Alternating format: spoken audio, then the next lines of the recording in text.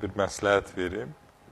Xüsusilə də oynaq xəstəlikləri olan adamlar, bəs neyniyək, oynaq nahiyəsinə çəkək, biraz ağrılarımız azalsın.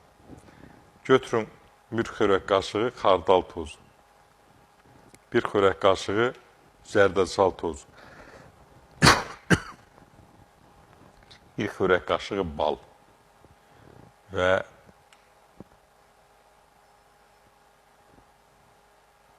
30 qram, qatı olsa 50 qram spirt, 40% araq.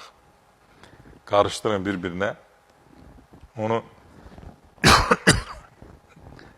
yaxma kimi düzəldin və ağrıyan nahiyələrinizə çəkin. Üzərində strişlə bağlayın, üstündən yun bağlayın. Çox gözəl bir effektini görəcəksiniz. Oynaq ağrılarından. Təbii ki, ciddisinin demirəm, xeyli dərəcədə yüngülləşəcək, rahatlanacaqsınız. Və bu baxımdan da nə oldu mənə? Baxar su vermədim. Nəsə qıcıqlandı boğazım kişilərə deyil, xanımların sözü tutdu məni. Boğazım qıcıqlandı, təbii eybi yoxdur. Və bundan başqa nə etməli?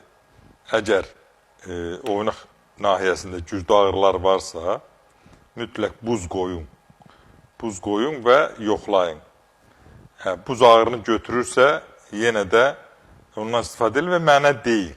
Yəni, iki oynaq ağrılarında, bel ağrılarında bir var buz qoyursan ağrı götürülür, bir var isti qoyursan ağrı götürülür. Eləcə də miqreni də məsələn 95%, 96% miqren ağrılığında isti qoyursan boyun nahiyəsinə ağrı götürülür. 3-4% buz qoyursan, isti qoyanda götürülmür, buz qoyursan ağrı götürülür. Yəni, təbii müalicə də bu istiqamətdə fikirlərinizi cəmləyin, nə aydın olmasa mənə yazarsınız.